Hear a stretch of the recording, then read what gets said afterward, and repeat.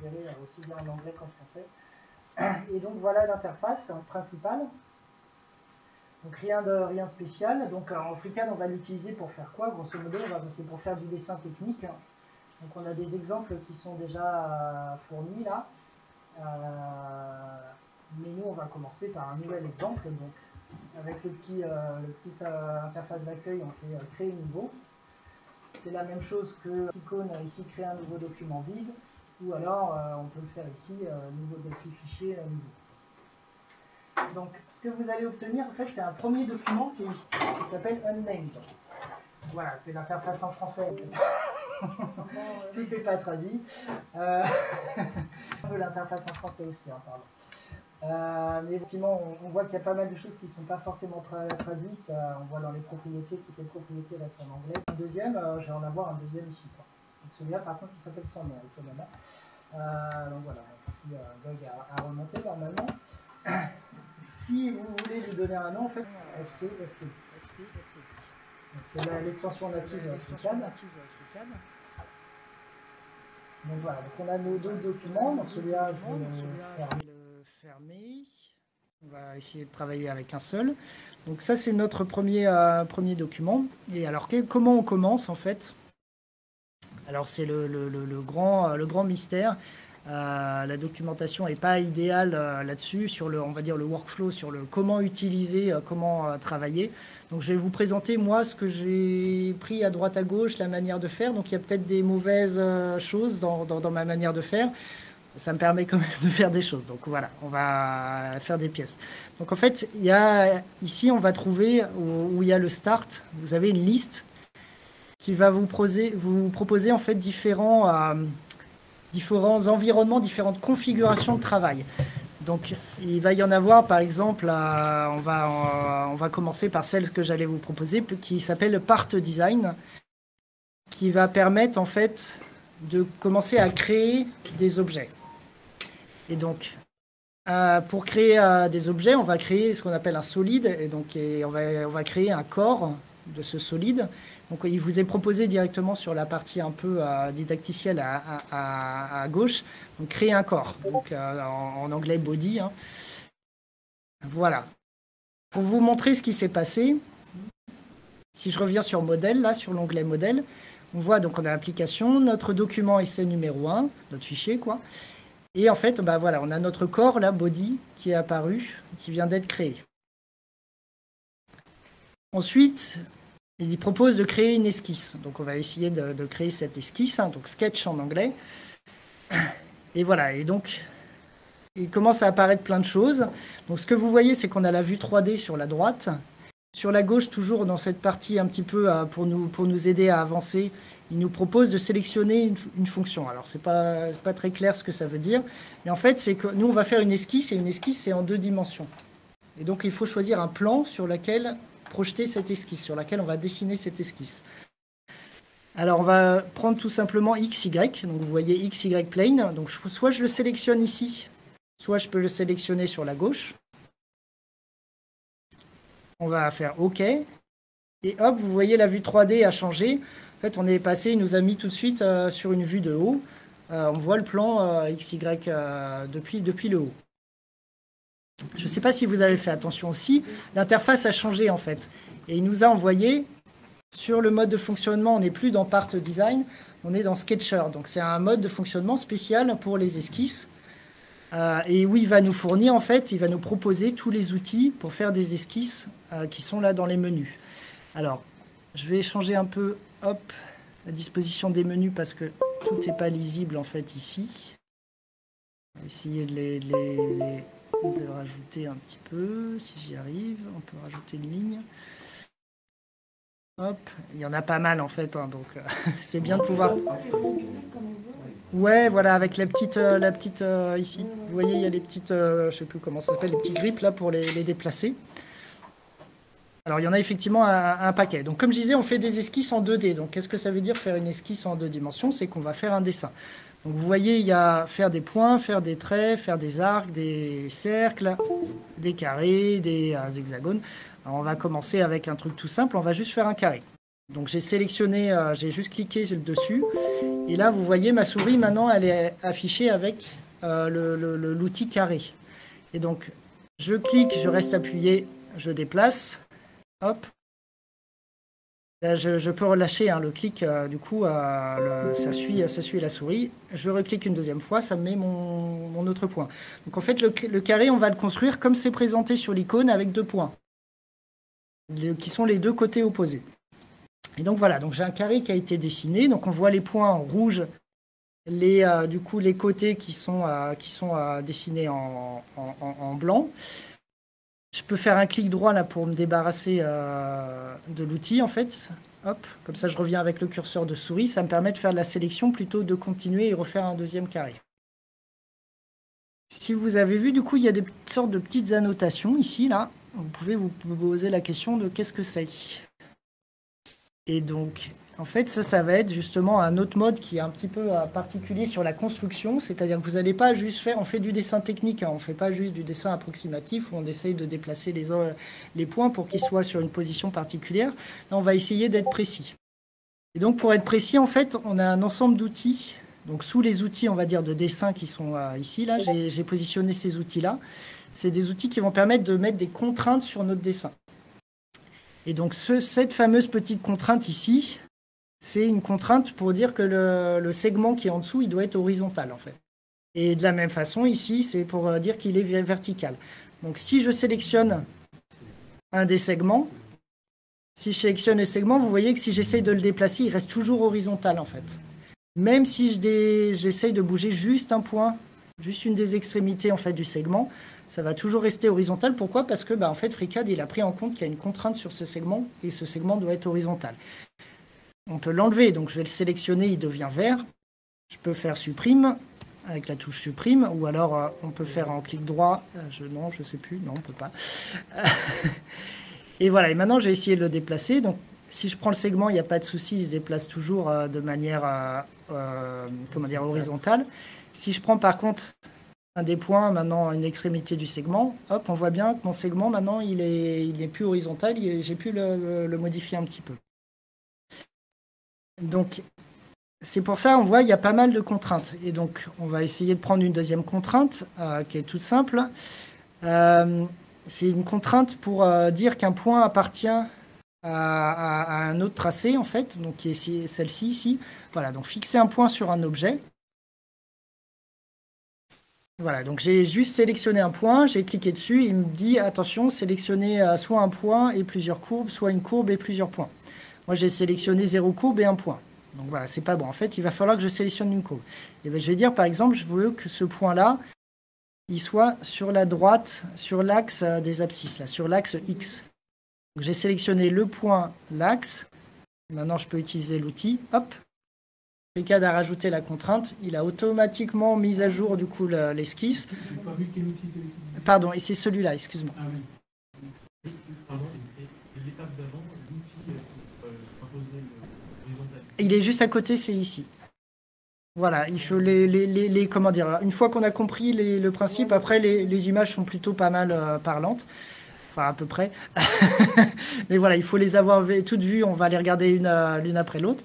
Donc voilà, donc j'ai fixé, vous avez vu la petite contrainte, elle est apparue ici. Quand je passe dessus, elle devient jaune. Si je la sélectionne, elle est verte. Alors on va zoomer un petit peu, on la verra pas forcément plus grosse, mais elle est ici. Et donc maintenant, si j'essaye de déplacer le point, je peux pas, même si je dépasse de haut en bas, je peux pas le déplacer et le sortir sur l'axe des abscisses.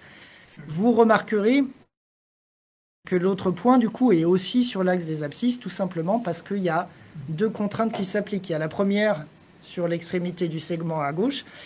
Il y a la contrainte comme quoi le segment il doit être horizontal. Donc forcément, en fait, par inférence, l'extrémité à droite, elle est aussi forcément sur l'abscisse. Donc c'est comme ça qu'on va construire, en fait, au fur et à mesure, on va contraindre au maximum notre pièce. Alors, on va regarder une autre contrainte tout simple. Donc, on va dire, on va prendre un segment et on va essayer de lui donner une taille. Oui, dis-moi. Pardon, je trouve que ça va... Ah, ça va trop vite, excuse-moi. Oui. Non, mais genre, On n'a pas le temps de voir là, tous les trucs, genre tu cliques là, ok, mais si, Ah ouais, si pardon. on n'a Bah, pas les yeux rivés au moment où tu cliques là. Ah oui. d'accord, ok, je vais essayer d'être plus interactif par rapport à ça pour vérifier. Ouais, excuse-moi, je. Non, non, bah ouais, mais parce que oui, vous essayez tous de reproduire en fait, c'est pour ça Bah aussi. oui. Quoi. Pas de souci, très bien.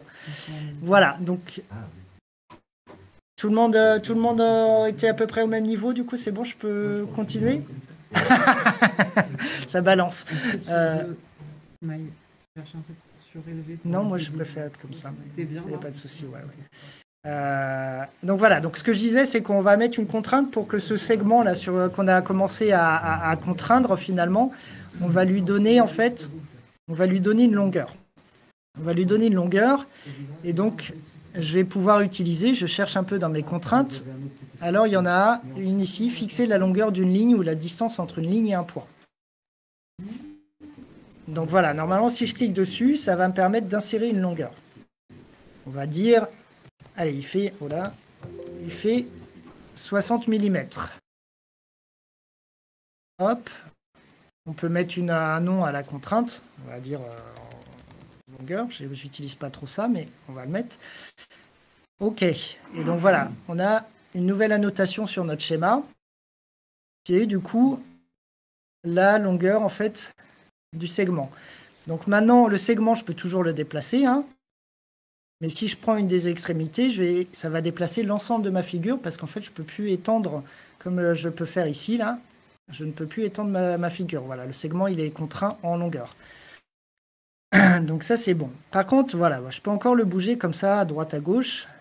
Allez, on va prendre une nouvelle contrainte. Cette fois-ci, on va essayer de le centrer sur l'axe, ici, sur l'axe Y.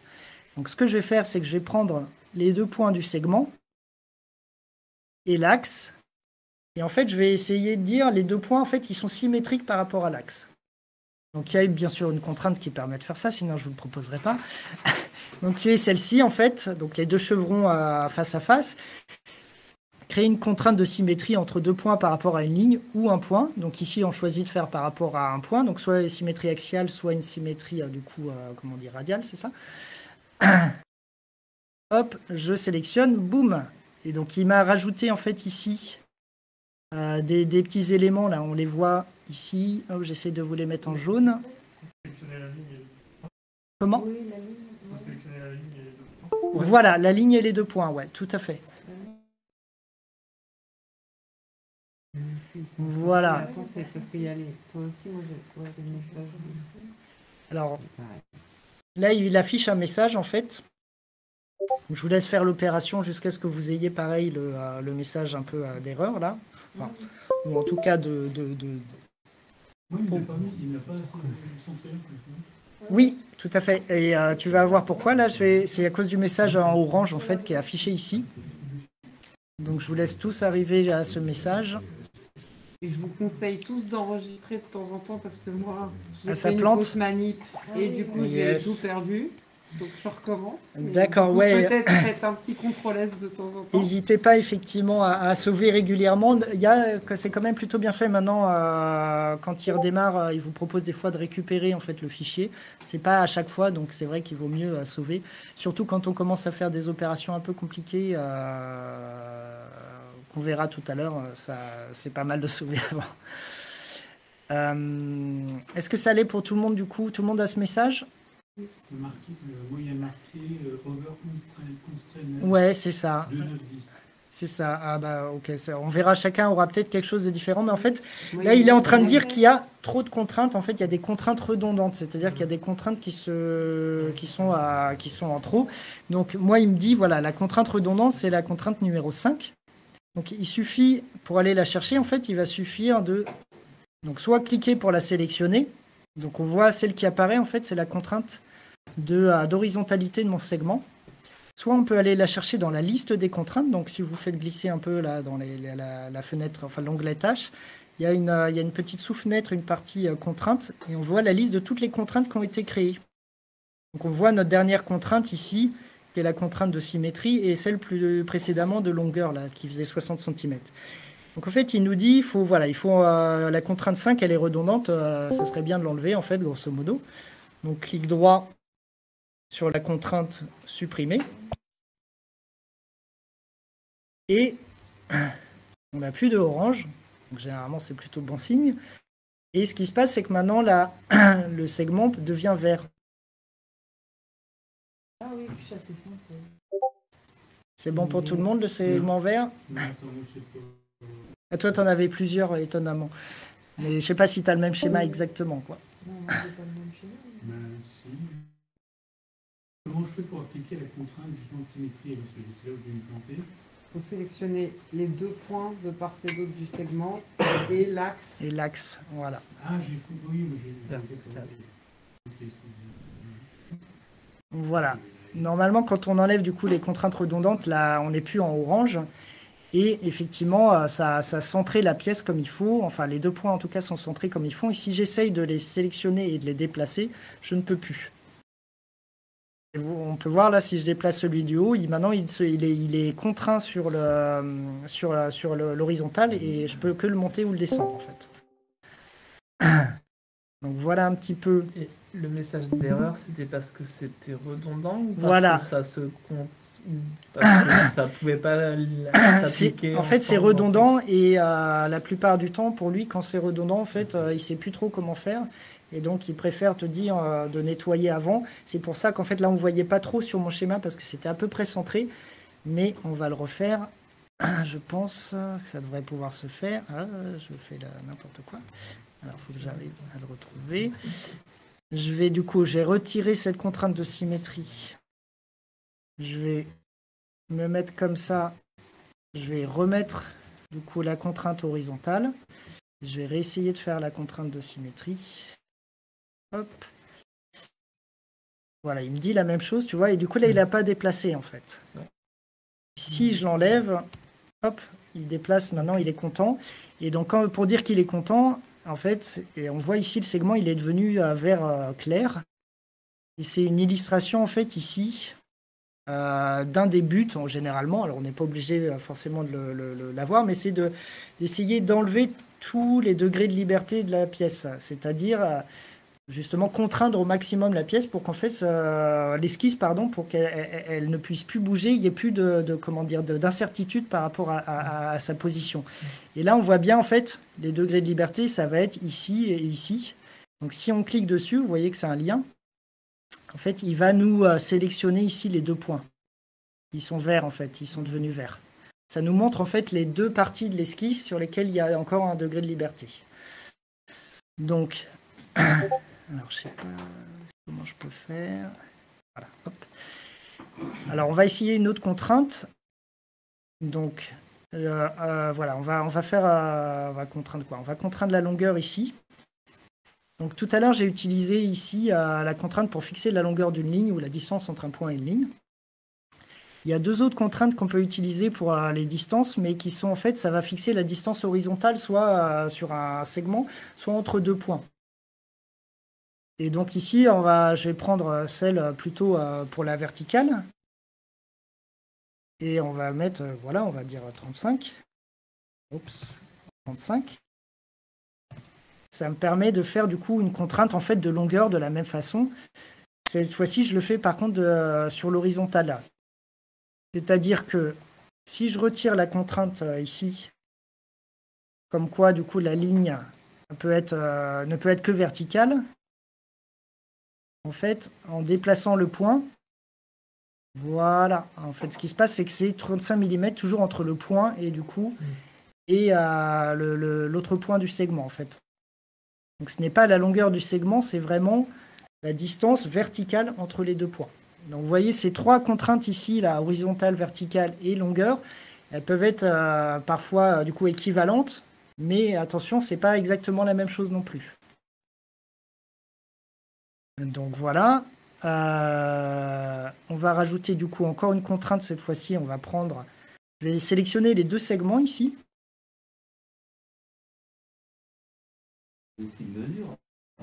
C'est pas de la mesure, du coup, c'est de la construction. C'est à toi après d'avoir conçu, effectivement, d'avoir pensé ta pièce, d'avoir peut-être déjà ses valeurs en tête parce que tu as mesuré, toi, sur un objet physique et tu essaies de faire une pièce qui rentre pile dedans. Mais du coup, là, ici, on la conçoit, donc en fait, on force la mesure. On n'est pas en train de mesurer, on est en train de fixer la longueur et les propriétés de ce qu'on est en train de concevoir, quoi. Je sais pas si tu vois un peu la différence. On pourra faire de la mesure tout à l'heure, tu verras sur les pièces, sur des choses qu'on n'a pas dimensionnées directement. On va le faire tout de suite d'ailleurs. Donc je vous montre déjà une autre contrainte donc, qui sert à fixer un angle. Donc, j'ai fixé l'angle entre les deux segments que j'ai sélectionnés. Donc on sélectionne deux segments, on peut fixer un angle. Donc on va mettre un angle de 45. Hop. Vous voyez, on peut déplacer les contraintes un peu pour avoir plus de lisibilité. Voilà, donc c'est celui qui ressemble à un œil là un peu là. Je le montre sur l'écran là si tu veux. Il est là. Voilà, donc ça permet de fixer du coup un angle entre deux segments. Donc là, les deux segments ont un point commun, mais c'est pas forcément le cas, hein. Ça pourrait être un segment qui est parallèle à celui-ci et qui est plus haut. On va pouvoir utiliser un angle de la même façon. Petite subtilité d'utilisation après. On va pas venir dans les détails là-dessus, mais voilà. Donc on a un angle de 45 degrés. Vous voyez du coup la droite, le segment ici, il est devenu vert clair. Ça veut dire qu'il est contraint. On ne peut plus le déplacer en fait. On ne va plus pouvoir le bouger. Il me reste encore deux segments qui sont en blanc et je n'ai plus qu'un degré de liberté. Oui, mais ça veut dire qu'ils ne sont pas complètement contraints. Et il faut regarder justement du coup ce que je viens de dire là dans les messages du solver. Est-ce qu'il te reste des degrés de liberté du coup? Voilà, c'est pour ça. Là, moi, il m'en reste plus qu'un seul. Donc si je sélectionne, il va me dire effectivement le degré de liberté, ben voilà, il est sur ce point-là. C'est-à-dire que ce point-là, il peut bouger, mais il peut bouger que sur un axe, que sur Y.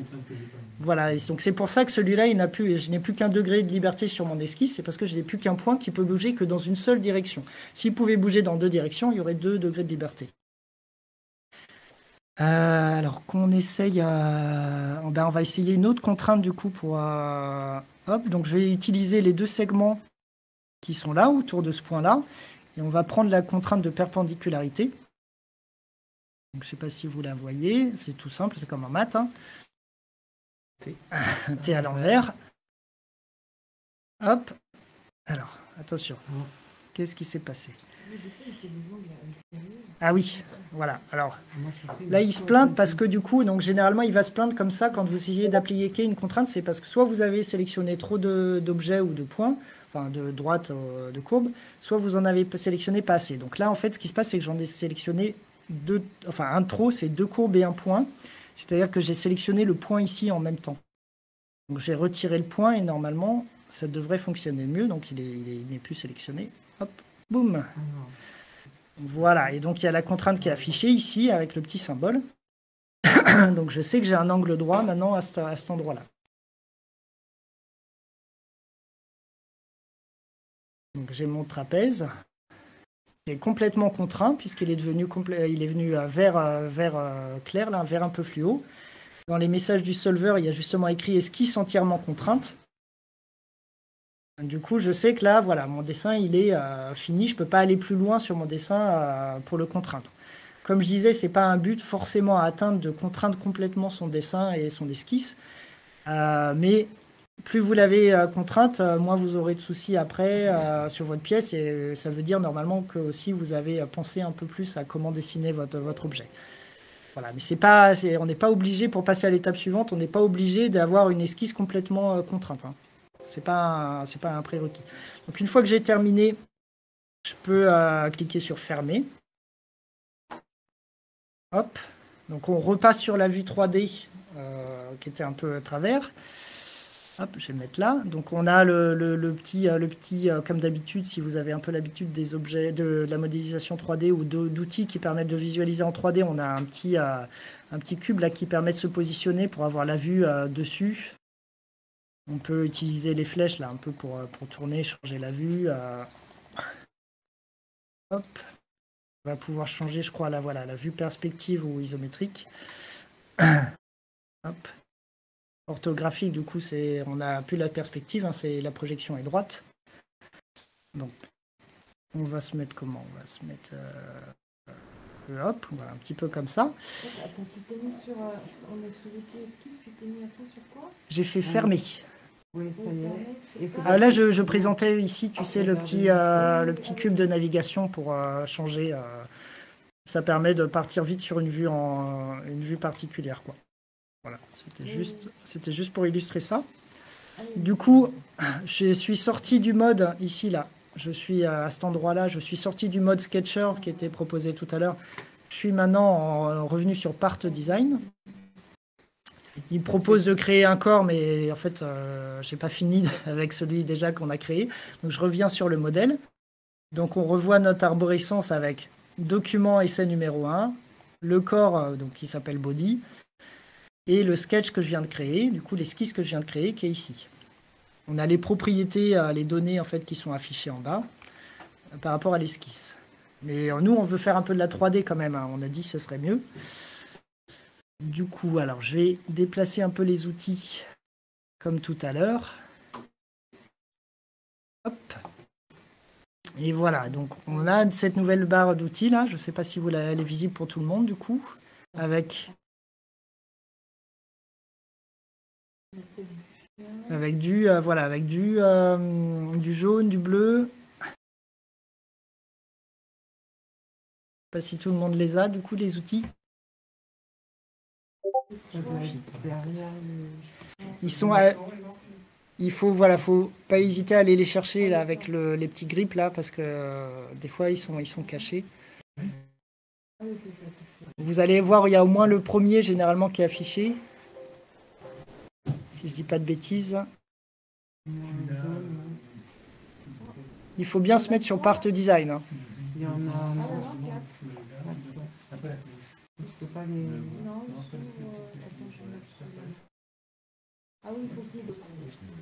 Tout le monde est du coup à ça. Super.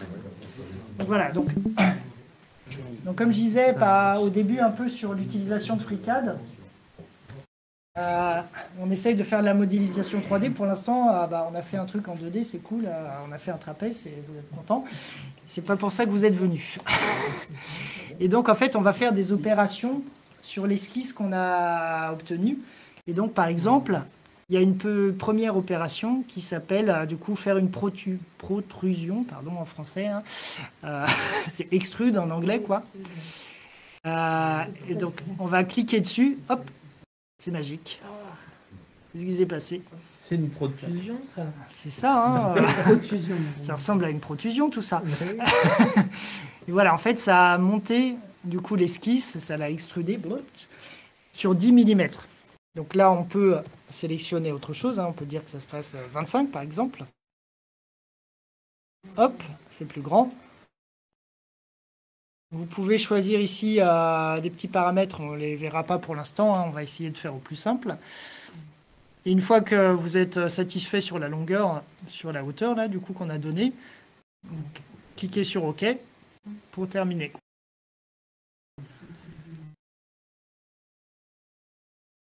Hop. Est-ce que ça va pour tout le monde cette opération là? Voilà. Donc, je rappelle l'opération. Il faut sélectionner le sketch et ensuite cliquer sur le bouton du coup protrusion là, pour que ça fonctionne. En fait, il faut toujours lui dire sur quoi on va essayer de faire ce qu'ils appellent des fonctions, je crois en français, pardon, plutôt des features en anglais. Et donc en fait, il apparaît ici la pad. Avec un petit dessin qui représente en fait comme quoi c'était la petite extrusion, là ici, la protrusion. Et donc ça, c'est ce qu'on appelle une feature en anglais, et donc je crois fonction en français. Je vous dis ça parce que potentiellement vous allez revoir ça plus tard dans l'utilisation. Et donc, on revient, donc on a notre arborescence avec le document, le corps, et du coup la feature pad là, qui s'appelle pad. Donc on peut la renommer, hein, on peut faire un clic droit, renommer. On va dire, on va l'appeler trapèze, non? Voilà, je ne sais pas comment ça s'appelle, c'est un volume à partir d'un trapèze. Hop. Comme ça, on peut mettre un nom, ça permet de s'y retrouver un peu mieux, hein, parce qu'on verra au bout d'un moment, ça enchaîne pas mal, on peut enchaîner pas mal d'opérations. Et par contre, on n'a plus notre esquisse. Et en fait, pourquoi? C'est parce que maintenant, elle est cachée sous l'opération, là, sous le trapèze. Et du coup, vous voyez, elle est grisée. Si je sélectionne et que j'appuie sur l'espace, en fait, je peux la rendre visible. Et du coup, là, Sur quoi, par exemple, visible? et je sélectionne espace. Alors, on doit pouvoir faire en clic droit, hein, clic droit qui doit pouvoir le permettre de le faire, cacher l'élément peut-être. Non, je sais pas, non, c'est pas ça. Voilà, ça va vous permettre de voir certaines choses. Là. Donc là, du coup, on voit, ça permet de voir à travers, on va dire, le volume du trapèze, quoi. Hop. On peut remettre aussi, pareil, de la même façon, origine, là, qui était grisée. Je ne sais pas si vous avez vu. Ça permet de voir les différents plans. Origine qui était juste au-dessus de trapèze. Hop, on peut, pareil, le cacher. Avec la barre d'espace. Avec espace, voilà. Il y a peut-être moyen de le faire autrement, mais avec espace, en fait, on le fait ici tellement souvent que c'est pas mal d'avoir le raccourci tout de suite, quoi. Voilà. Tu peux faire origine, tu peux faire ça fait un d'accord. Hop. Alors, on a fait notre trapèze, c'est bien. C'est chouette. On ne sait pas à quoi il sert. On ne sait pas à quoi il sert. Mais ça serait pas mal qu'on arrive à le fixer quelque part. Donc, on va faire un trou pour pouvoir passer une vis. Donc, je vous propose de faire un trou ici sur la face en haut. On va faire un petit trou. Donc, on sélectionne la face. Maintenant, elle devient jaune ou verte. Ça dépend comment je suis. Voilà. Donc, verte quand je ne suis pas dessus. Elle est jaune maintenant quand je passe dessus. Donc, j'ai sélectionné la face. Et je vais aller chercher, je vais faire une esquisse dessus. Je vais faire l'esquisse du trou que je vais essayer de faire, quoi. Et donc, je clique sur le bouton créer une nouvelle esquisse, là, qui ressemble du coup à ce petit schéma là pour l'esquisse.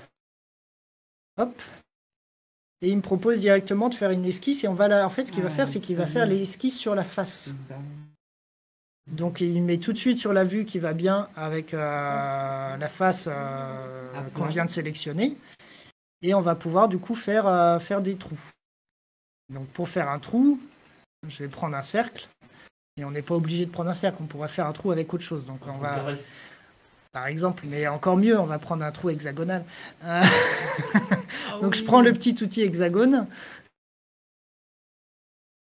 qui est ici, là, du coup, avec la petite forme hexagone. Donc, on voit les 2 points à chaque fois. Donc, ça veut dire qu'on va partir du centre et on va donner la longueur sur un des sommets. Donc, hop, je clique une première fois pour définir le centre. Là, il est en train d'être construit, donc je peux me déplacer où je veux. Hop. Je vais me mettre de manière arbitraire comme ça. Je reclique. Hop, c'est que je suis content. Et donc, ça m'a affiché l'hexagone. Hop. Donc, moi, il doit être derrière, parce que je ne le vois pas, du coup. Est-ce que tu as bien sélectionné la face avant de faire esquisse?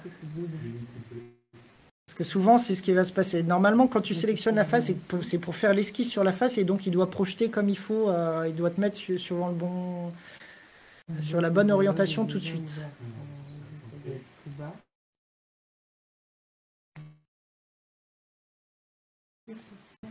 Alors du coup, bon, c'est assez sympa de faire des hexagones, mais vous avez vu en fait, il vous montre en fait que pour lui, il n'a pas la figure hexagone vraiment en fait. C'est pas une figure native de FreeCAD, mais plutôt quand il construit un hexagone, en fait, il fait comme vous si vous aviez à construire l'hexagone à la main. Il va faire un cercle et les points, ils sont sur tous les sommets de l'hexagone, ils sont sur le cercle. Et la distance entre 2 points consécutifs est égale à chaque fois. Donc c'est ça qu'on voit. Donc il y a un cercle ici qui est en bleu. Donc ça va être un cercle de construction. Les points, vous voyez, il y a la contrainte est sur la courbe. Donc le point est sur le cercle. Et ensuite, donc il y a les segments qui relient effectivement les différents points. Et on voit qu'il y a une contrainte que je ne vous ai pas montrée encore, qui est la contrainte égalité, qui permet en fait de dire les deux objets, les 2 courbes que j'ai sélectionnées sont égales. Donc ici c'est des segments en fait, donc l'égalité va être sur la longueur des segments. Donc voilà, donc je peux le déplacer, je peux l'agrandir en essayant de déplacer du coup là le cercle qui est un cercle de construction, c'est pour ça qu'il est en bleu. Je peux déplacer le centre, si j'arrive à le sélectionner. Hop. Voilà, il n'y a pas de souci. Donc on va essayer de contraindre encore une fois. Et puisque on a ce fameux cercle de construction qui est en bleu, je vais vous montrer un peu les outils pour faire de la construction. Ce qui va se passer, c'est que ça va permettre de faire des traits ou d'autres schémas en tout cas de construction qui ne vont pas être pris en compte si je veux faire une opération comme tout à l'heure de protrusion, quoi. On va prendre que ce qui est blanc, tout ce qui est bleu, c'est que pour aider à la construction. Et donc, en fait, on va voir, c'est ici. Il y a l'icône qui permet de faire une bascule entre l'outil de géométrie classique de construction et celui pour l'aide à la construction. Et si je clique dessus, qu'est-ce qui se passe ? Tous mes tirets, enfin mes segments, pardon, mes arcs de cercle, mes hexagones, mes carrés, ils sont passés bleus. Toutes les icônes, elles ont changé de couleur. Je ne sais pas si vous avez bien vu. Hop, en cliquant là, en fait, on voit que les icônes, elles changent de couleur. Donc ça permet de choisir de faire un segment, par exemple ici. Je vais prendre un segment et je vais relier en fait donc le point ici avec le point central. Alors, je vais recommencer. Hop, pour vous montrer la subtilité. Donc je vais commencer plutôt ici. Donc je commence le segment. Donc il est dans le vide pour l'instant. Je vais essayer en fait de le faire qu'il soit au même endroit que le point d'origine. Donc ce qui se passe, c'est que voilà, quand je me rapproche de la droite Y, là, on voit il y a une petite icône de contrainte qui est apparue pour dire je vais te mettre le point directement sur la droite. Et il y aura la contrainte d'installer automatiquement. Si maintenant je me rapproche et que je vais plutôt sur le point d'origine, et ben cette fois-ci j'ai une autre contrainte qui est en fait la contrainte pour deux points sont égaux, quoi. Deux points sont au même endroit. Donc si je clique ici, boum, je ne sais pas si vous avez pu voir, mais la droite s'est légèrement modifiée parce qu'en fait il a posé la contrainte directement. Moi j'étais pas précisément sur le point, j'étais quelques pixels au-dessus. Donc la droite s'est bien mise comme il fallait. Tu veux dire, il y a un magnétisme. Il y a une sorte de magnétisme, exactement, Christophe, tout à fait. Mais qui n'est pas un magnétisme, c'est la contrainte qui crée le magnétisme, en fait. Ouais. Le magnétisme, il est sur le fait de m'être approché du point et qui m'est proposé d'installer la contrainte automatiquement, quoi. Et donc, ici, mon point, je voudrais que ça soit le même, donc on va utiliser la même contrainte, mais cette fois-ci de manière manuelle. Je vais sélectionner les deux points. Je vais aller chercher du coup la contrainte, donc coïncidence, voilà, je cherchais le terme. Donc c'est la contrainte de coïncidente pour que les deux points soient coïncidents. Donc je l'applique, boum, hop, mon point s'est mis où il fallait, du coup il n'y a plus de souci. Donc voilà. Donc ça c'est bien, mais... Excuse-moi, tu peux recommencer s'il te plaît ? Ouais, tout à fait. Alors il va falloir que je la retire, du coup je vais aller dans la fenêtre des contraintes. Je vais aller chercher, c'est la dernière que j'ai ajoutée. Je vais la supprimer. Donc là, il ne s'est rien passé physiquement sur le dessin parce qu'en fait, j'ai juste supprimé la contrainte, je n'ai pas bougé. Et maintenant, en fait, si je prends le segment, je peux le redéplacer sans que ça entraîne l'hexagone. Donc, je clique le point d'extrémité du segment avec le centre du cercle de construction. Et je choisis la contrainte coïncidence. Ouais, elle n'est pas visible. Je ne sais pas pourquoi d'habitude, elle s'affiche. Là, elle ne s'affiche pas. Hop. Et donc effectivement, maintenant, si je bouge le segment, il y a tout qui vient. Le segment bleu, ouais, tout à fait, de construction. Ah, c'est pas la même chose que le blanc. Non, ouais. Donc ceux de construction, ils vont pas être utilisés pour faire après les opérations comme tout à l'heure là de protrusion là ils seront pas visibles en fait. Ah oui, donc maintenant que je l'ai fait, on va utiliser. Je vais juste lui mettre un petit angle. Alors, je sais pas, ça fait 135 si on veut faire. Hop, mince. Hop. Oui, pardon, oui. Une question? Vas-y, je sais pas. Eh ben, nous, par exemple, tout à l'heure, tu disais, on a pris un rectangle ou on a fait un hexagone et on a fait deux fois la même esquisse, tu sais, parce qu'on n'a pas lâché l'outil. On a tracé un et après on a Un deuxième, rajouté, ouais, ouais. et on veut l'enlever. On veut Tu es supprimer obligé un de morceau. tout supprimer, comme je disais, par rapport à comme c'est construit point par point. Soit tu peux faire une sélection et tu y arrives, mais s'ils sont l'un sur l'autre, il va falloir que tu supprimes chaque élément, point, chaque segment et chaque segment ouais, et chaque ouais. point pour supprimer Ouais, le c'est la deuxième. partie un peu effectivement laborieuse du D'accord. coup quand on fait une On peut méga. pas attraper un objet, Ouais. quoi. Voilà. Donc je rajoute des contraintes un peu, c'est un peu les mêmes que tout à l'heure, hein, mais hop. Vas-y, dis tout. De l'angle, comment tu fais la contrainte? Comment? De l'angle, comment tu fais la contrainte? Et ben je sélectionne du coup de droite. Donc là ici je le fais par rapport à X et au segment. Et ensuite du coup l'icône contrainte angle qui est l'œil en fait, la sorte d'œil. D'accord. Voilà. Après comme je disais là c'est des contraintes arbitraires. Hein, c'était. Et du coup, parce que tu as été à droite de la droite que tu as mis 135 au lieu de mettre et ça c'est parce que en fait il va choisir le premier segment et après le deuxième. Et ici en fait ce qui se passe c'est que c'est une droite donc elle fait toute la largeur et donc il part effectivement comme ça. On va essayer dans l'autre sens mais je pense que ça va le faire dans l'autre sens mais je suis pas sûr. Si je sélectionne ça en premier et X en deuxième, est-ce que ça le fait différemment? Non, ça le fait pareil. Mais si je prends ça par exemple et ça, ouais, enfin, ce qui était logique. Dans mon souvenir, tu peux jouer un peu sur le sens dans lequel tu fais l'angle. Ouais. Parce que oui, après tu es obligé de calculer. La 135, c'est vrai que c'était un peu pénible potentiellement à calculer. Quoi. Et du coup, comme tout à l'heure, là, on voit en fait la droite le segment de construction, il est devenu bleu plus clair. Ça veut dire qu'il est contraint, quoi. En fait, je peux plus normalement ici, là, je peux plus le déplacer ou le modifier, quoi. Et ce qui se passe, c'est que par contre, du coup, on va regarder, mais il doit rester des contraintes. Et oui, il me reste 2 degrés de liberté. Et donc, vous voyez, il a sélectionné le cercle de construction.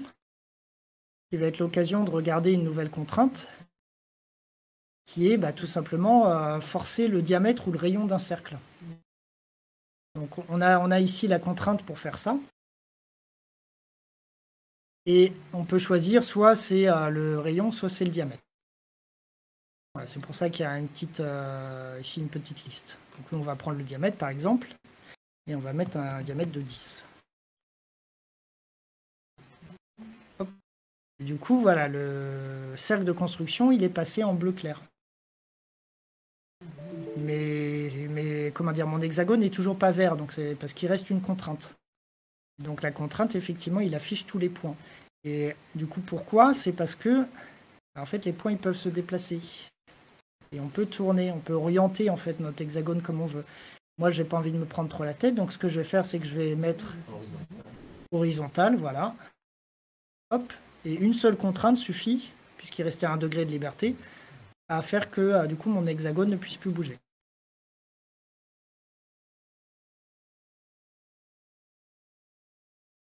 Est-ce que ça allait du coup un peu pour tout le monde ces opérations-là?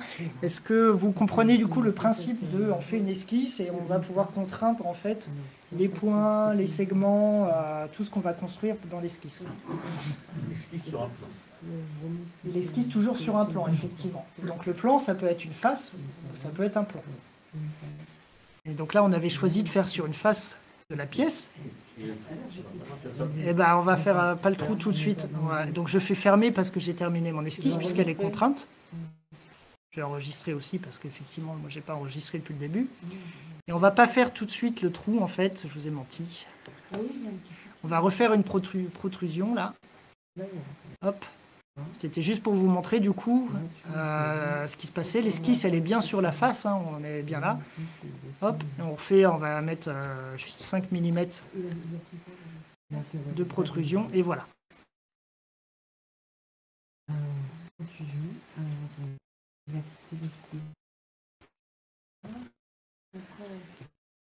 Hop. Voilà. Si jamais je voulais modifier la hauteur, j'ai mis 5 mm, mais si je me suis trompé, je voulais modifier, je peux double-cliquer sur l'opération là que j'ai renommée Hexa. Hop, ça va me rouvrir du coup le dialogue.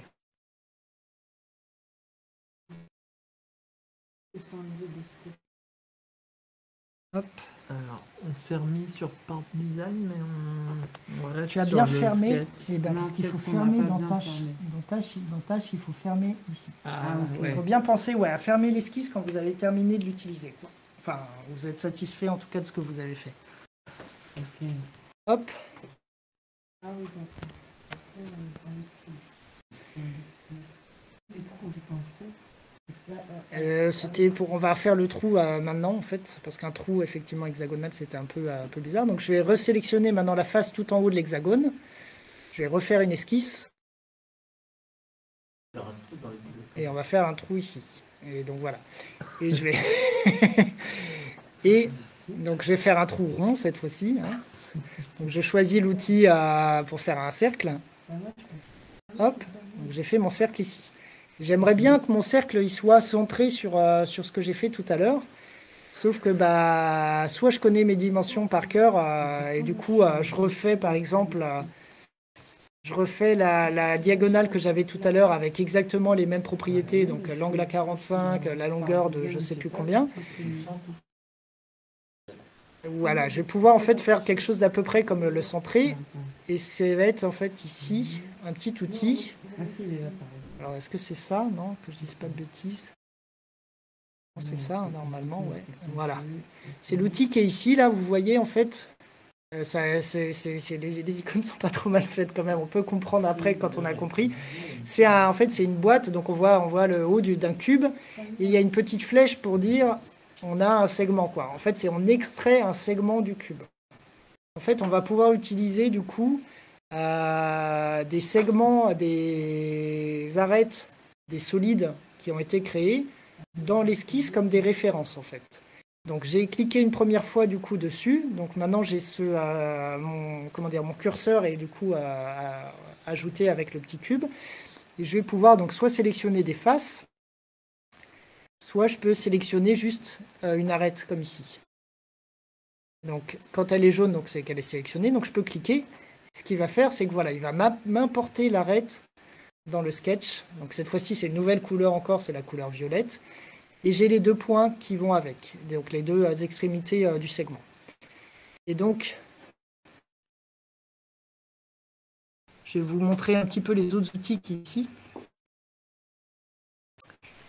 Et comment on va faire? Alors on va faire, donc jusqu'à présent, j'ai refait des esquisses à chaque fois en utilisant une face, mais en fait, rien ne m'empêche de reprendre un plan et pas être en fait dépendant de l'objet que j'ai fait pour l'instant. Alors, j'essaye de regagner un peu de place. Hop, donc là, je vais faire une forme. Comment on va faire? Faire une forme un peu comme ça. Je vais faire un arc de cercle. Le centre est sur Y. Le premier point est là. Hop, voilà, j'ai mon arc là.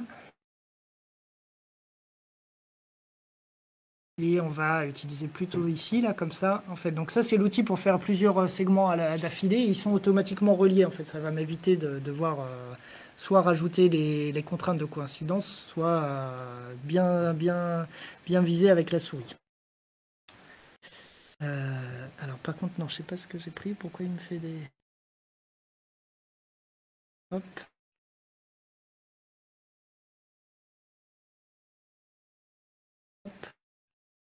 Alors, du coup, je ne sais pas si vous avez vu, donc là, il y a une nouvelle contrainte que vous n'avez pas montrée jusqu'à présent, qui s'est fait automatiquement, c'est la contrainte qui est ici, c'est les tangentes. Et donc, en fait, ce qui se passe, c'est que le cercle et la droite sont... enfin, la droite est une tangente du cercle, ça veut dire qu'en fait, ce n'est pas cassé. Si j'enlève, vous allez comprendre tout de suite. Hop. En fait, ici, on a un angle du coup qui est trop fort.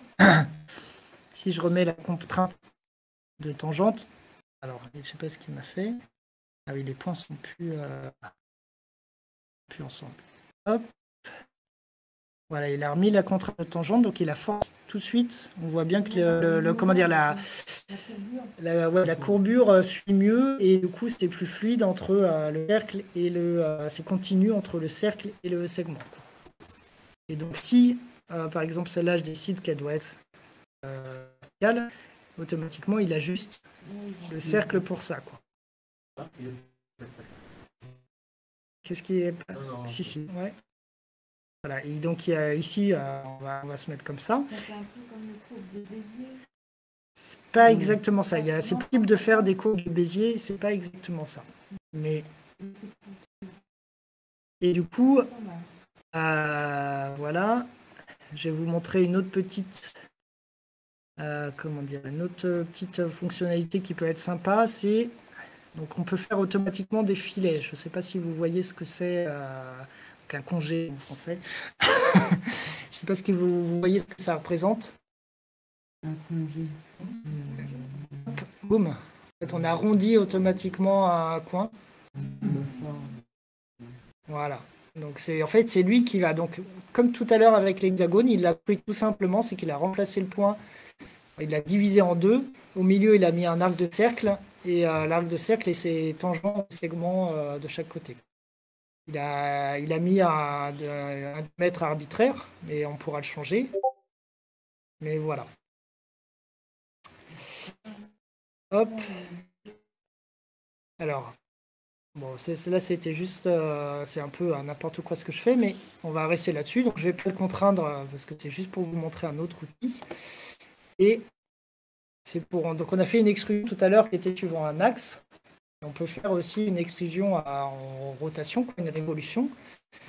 Donc c'est juste l'outil sur le côté. Hop. Alors. Ouais. J'arrive jamais, je vais y arriver. Hop. Ah. Non mais c'est trop sensible.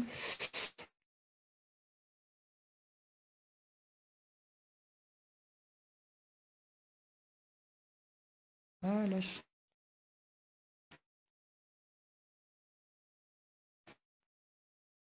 Alors, pourquoi il me la fait pas bien par contre? C'est pas l'axe Y, c'est l'axe Z. Voilà, hop. Donc je choisis du coup l'axe sur lequel la révolution se fait. Donc ici c'est l'axe Z. Et il nous a créé notre petite fusée. C'est bien parce que par exemple, tu fais un dessin en 2D. Ouais. Tu veux faire un vase. Tu fais en 2D, puis après tu fais un 3D, donc tu as juste à faire la exactement, et ben ça permet de faire la moitié du vase. C'est ça. Et puis tu fais la révolution. C'est ça. Ça permet de faire toutes ces pièces qui sont du coup cette symétrie comme ça très rapidement. Donc juste pour vous montrer, on va l'illustrer rapidement. Je vais faire un nouveau document. Donc il y a Alban qui parlait de faire un tee de golf. Un tee de golf pour poser les balles de golf. Et ben du coup, on va prendre un plan pour faire notre esquisse on prend XZ.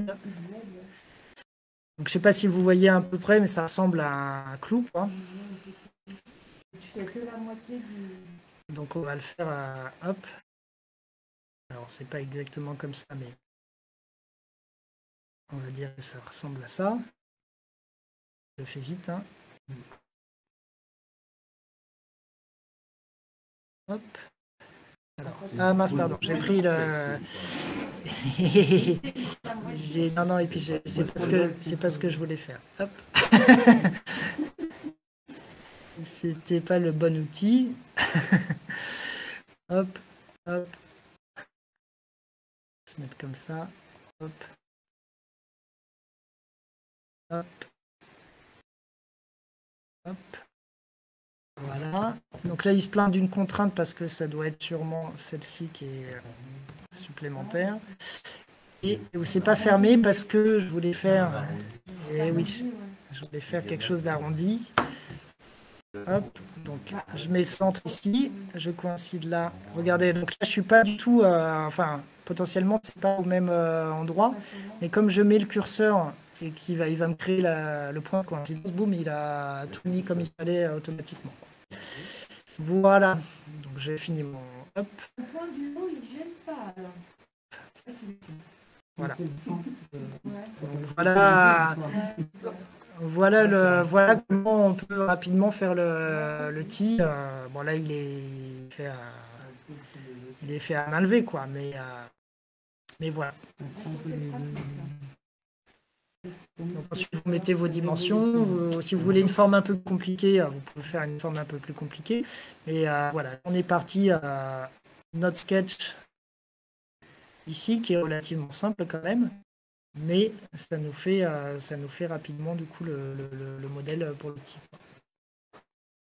Voilà, c'était pour présenter du coup cet outil qui est ici et la révolution. Et on peut faire la même chose du coup cette fois-ci pour retirer. Par exemple, on peut se mettre là-dessus. Et on peut dire, je vais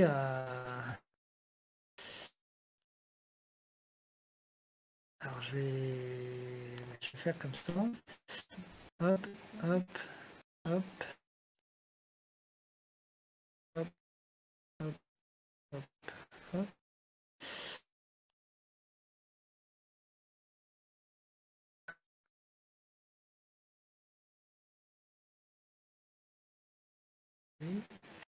Allez mettre droit. Faire un peu quelque chose comme ça, c'est pas mal. Il n'est pas du tout comme là, j'ai fait. C'est violent, mais ça a été bien. Ouais, après, Ça fait peur. c'est bien d'avoir effectivement un plus grand écran aussi. Alors.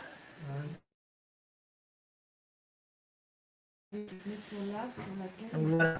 Donc là, en fait, c'était pour vous montrer du coup, ça va permettre d'aborder un petit truc. Là, comme je ne me suis pas mis sur l'axe, en fait, il a essayé de le faire. Comment on va faire? On va l'afficher comme ça. Voilà, il est pris par rapport à l'axe des Z et il fait la révolution, quoi.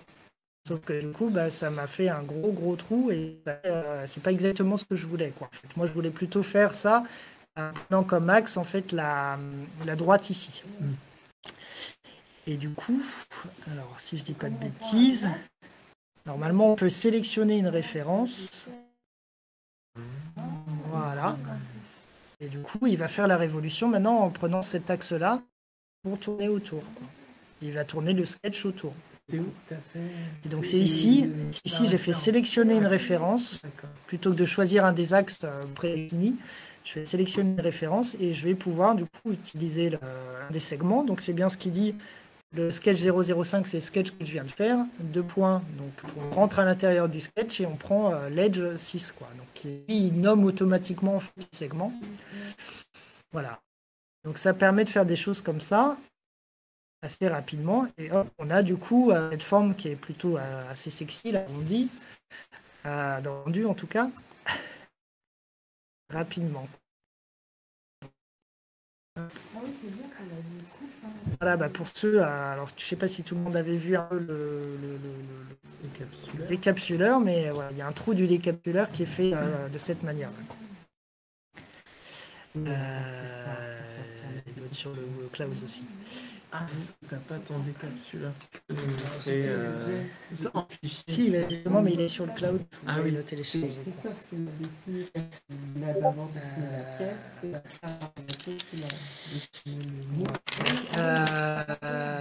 c'était ça. Est-ce que vous aviez des questions déjà par rapport à tout ce qu'on a vu? Qu'est-ce qui vous paraît facile? Qu'est-ce qui vous paraît trop dur?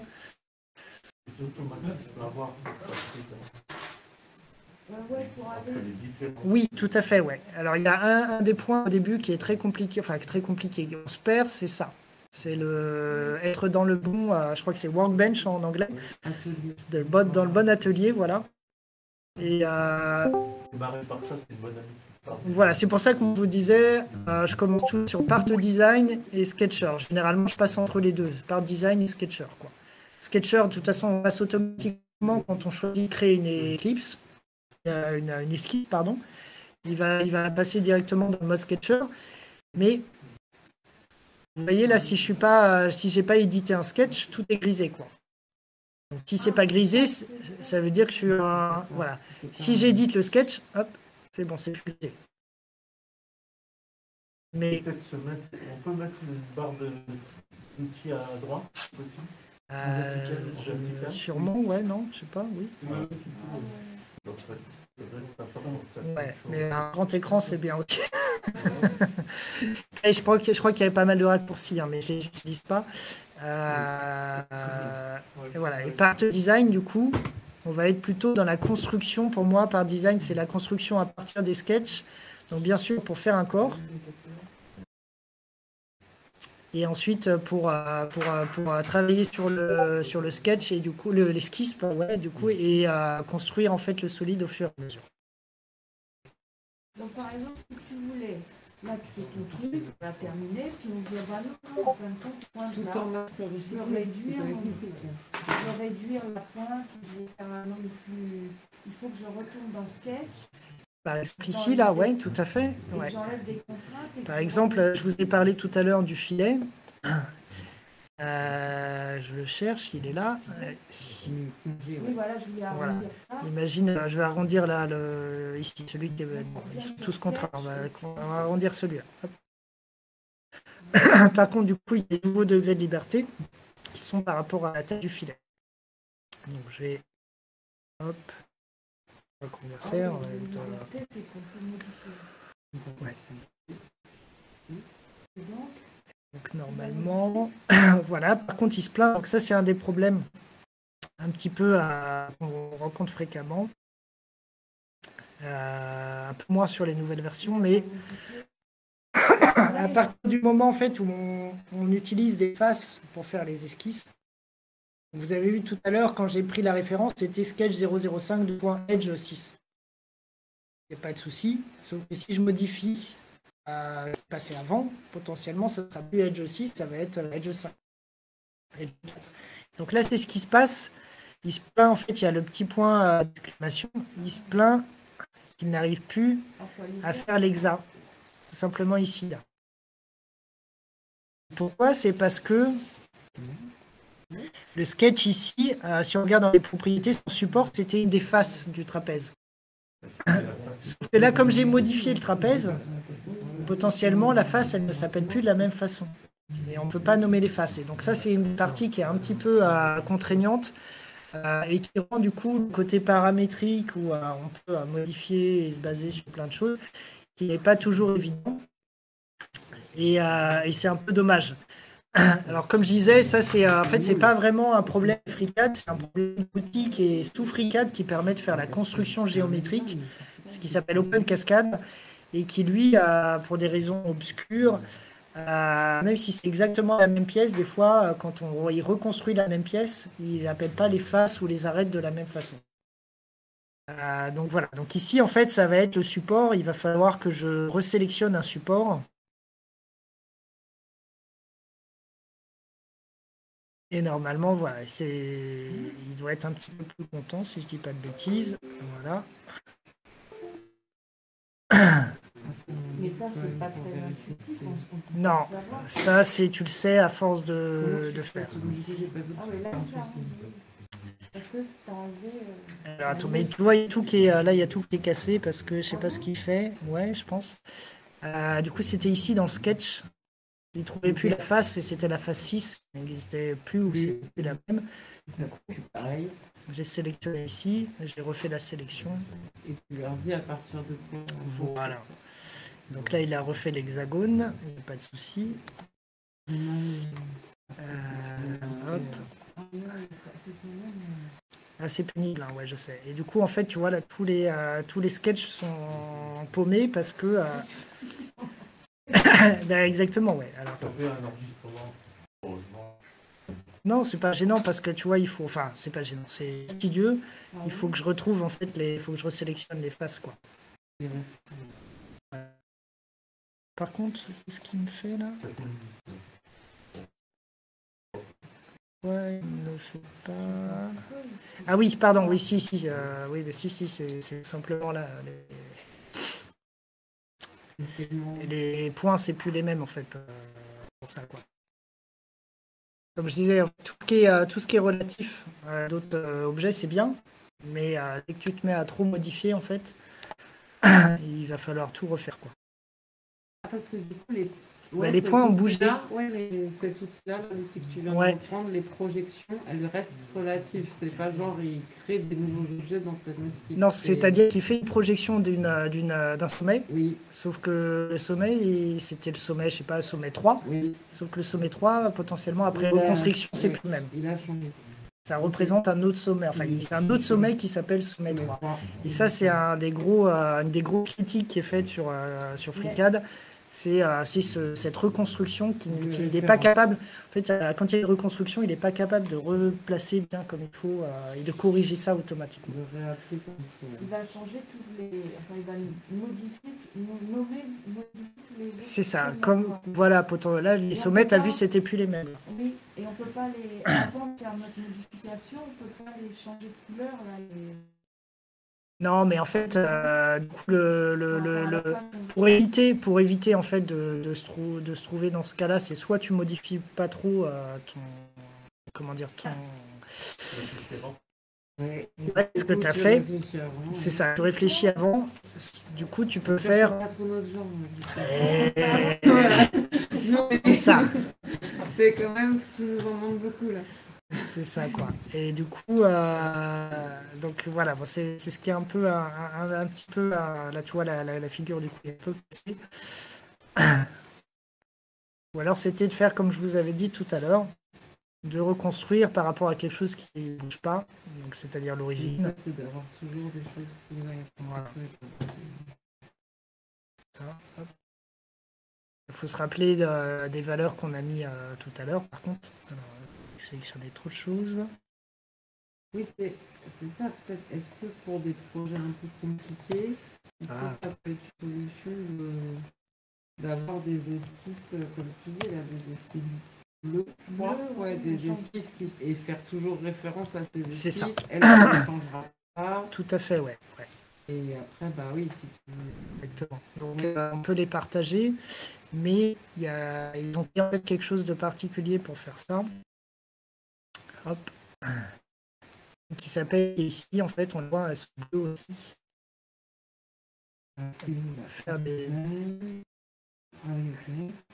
Faire des droites de référence, plans de référence qui vont pouvoir du coup être partagés dans le body et tu vas pouvoir importer de la même façon. Et ça, c'est quelque chose qui restera. Normalement, c'est quelque chose que tu déplaces pas, quoi.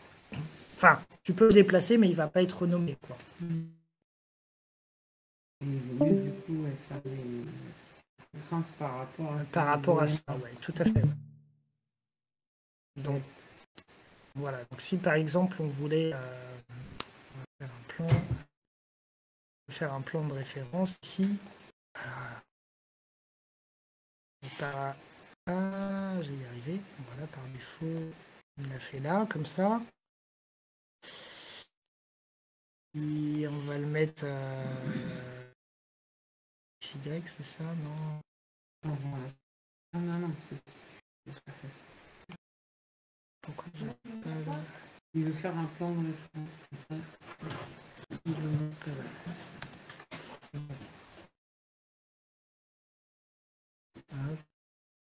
Faire là, par rapport à ça, au plan XY. Et on va le déplacer du coup sur Z, je crois. Du coup, on avait dit 25. Voilà, c'est pour le mettre à la place de la face. Voilà. Et du coup, notre sketch ici, exact, là, plutôt que de le mettre par rapport à la face du trapèze, eh ben, on va sélectionner du coup le plan de référence, là, le datum plane, ils appellent. Comme ça, maintenant, même si je change l'hexagone, là, non, pas ça, pardon, le trapèze, normalement, je ne devrais pas avoir de surprise sur le... Par exemple, je mets aussi un filet ici.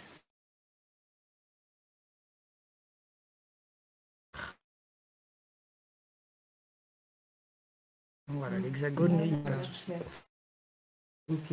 Ah d'accord, c'est comme si tu joins deux objets qui sont carrément dans deux calques différents. Bah, là, voilà, j'ai un plan de référence et j'ai construit le plan de référence. Par contre, si maintenant, si je fais le trapèze, Attends, il a plus son trou là.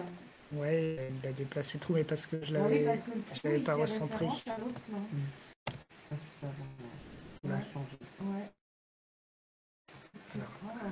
Ah, Du coup, il faut partir de points de référence quand même. Dès le début, il faut se dire, je vais me faire un système de référence, là-dessus, ça ressemble à ça. Dans un axe. Ça consomme en mode. ouais, Ça consomme en gomme, oui. Voilà. Voilà, question de... Voilà, du coup, si je déplace le trapèze, en fait, pour qu'il soit plus petit que le plan, si tu veux, maintenant, il y a une erreur.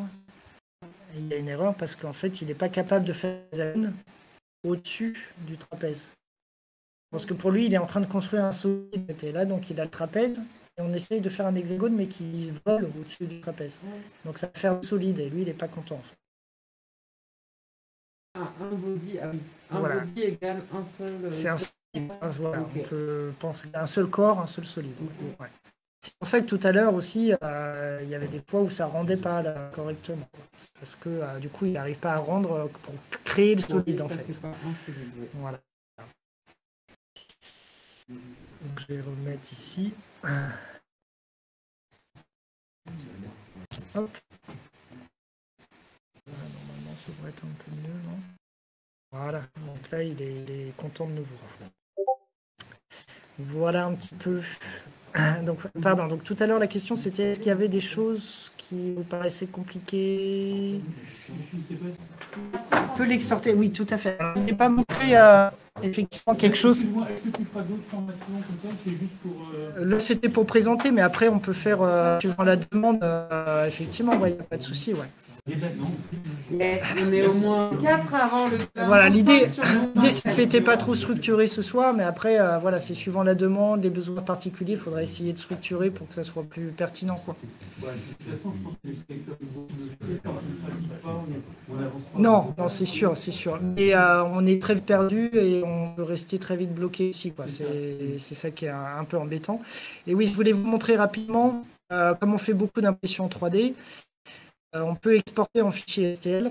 Donc il faut sélectionner le corps qu'on veut exporter et on va dans fichier exporter tout simplement. Et il y a les formats qui conviennent bien, dont le format STL normalement quelque part qui est ici. Voilà. Et qui va aller sur le logiciel. Qui va permettre de faire de l'impression 3D ou autre, quoi. Attends, pourquoi je n'arrive pas à essayer? Je vais y arriver, c'est juste que quand je télécharge les yeux direct, alors que moi, Il faut aller dans vos livres. Oui, non, tu sélectionnes, tu cliques juste dessus. Hein. Ça fait de la transparence. Voilà, après Ah ça oui, c'est... quand on passe à tout, ça fait plus. Oui, c'est ça. Donc là, tout l'objet, c'est.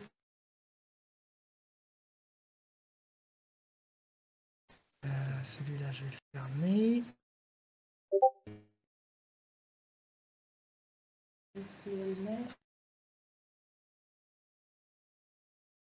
Je les ai trouvés du coup. ouais. Alors là, on voulait juste vous montrer vite fait Ouais, où c'est c'est pour pourquoi. montrer les- Attends, est-ce que je peux le retirer tout seul? Ça marche comme ça. Ah, Non, ça c'est une autre. Ok. C'était celle de François.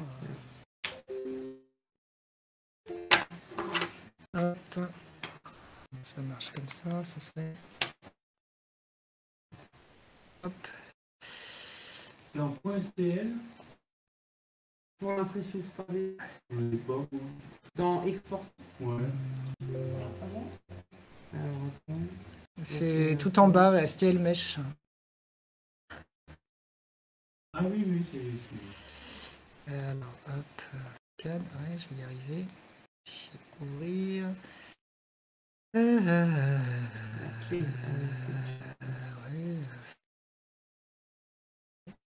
Ouais. la clé. Ouais. C'est où?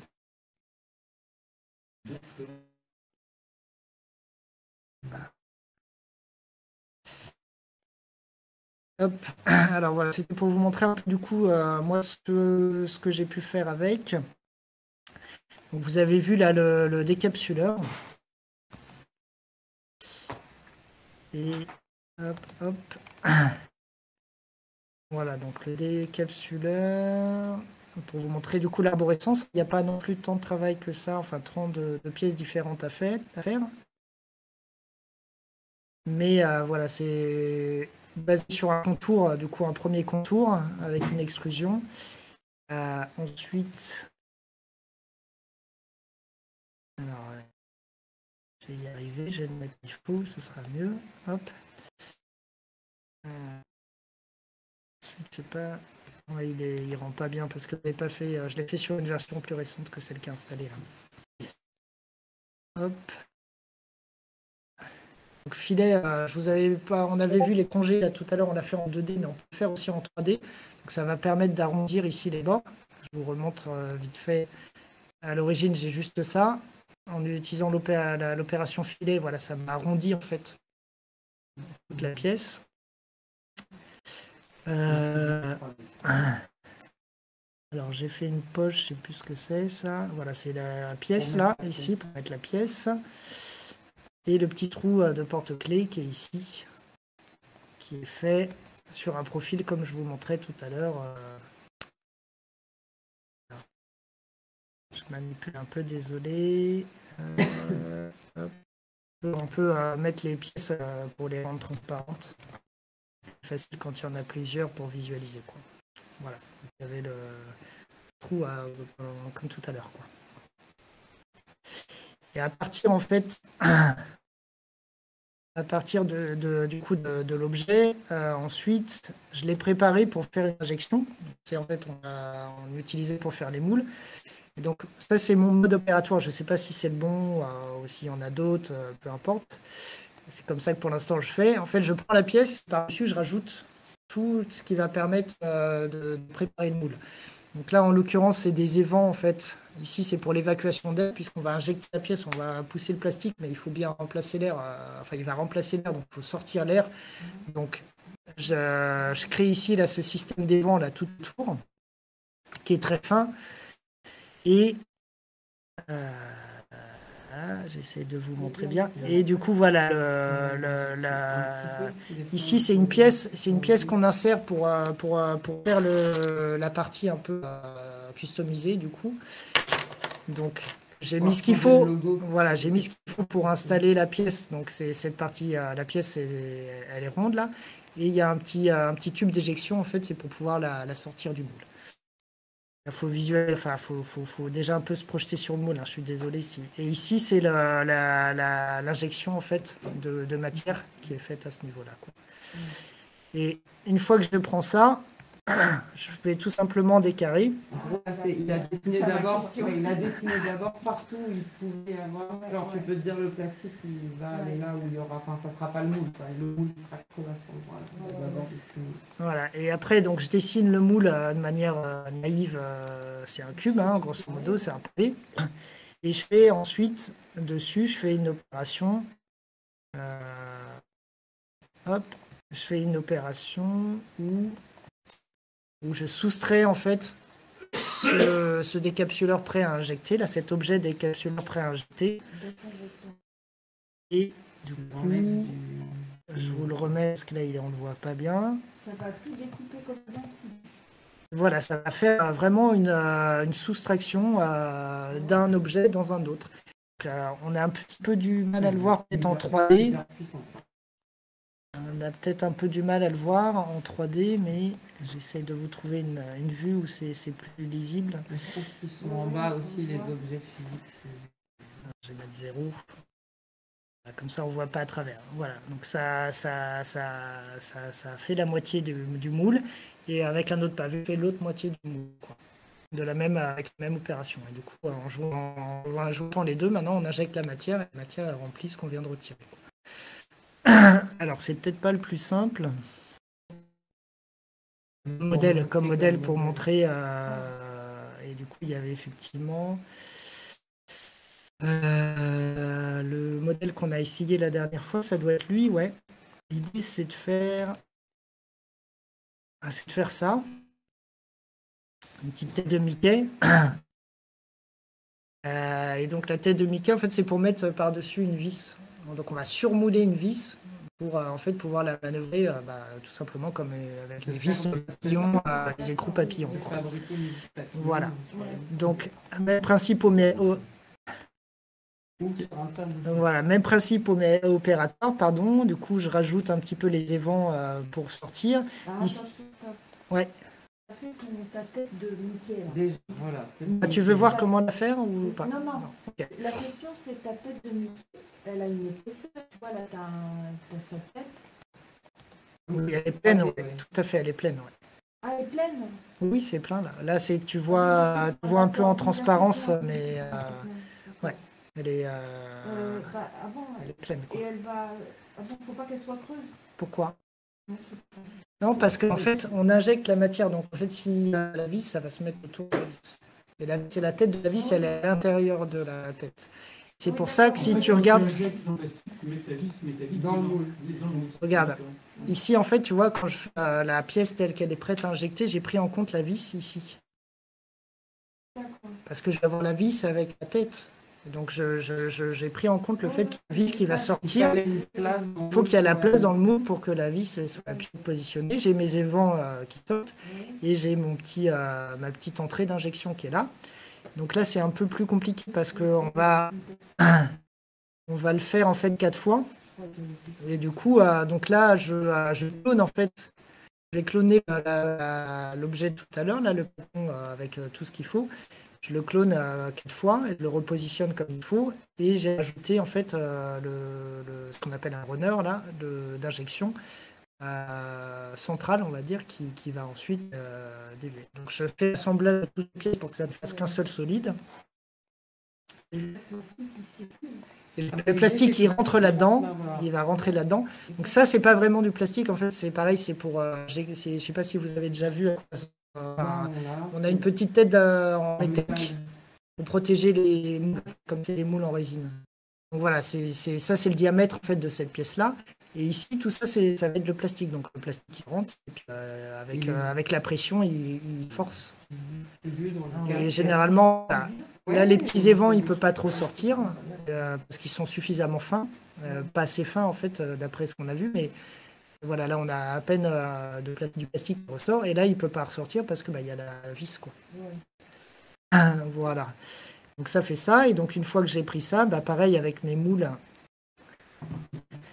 Ouais, c'est ça, si, ça doit être lui pourtant.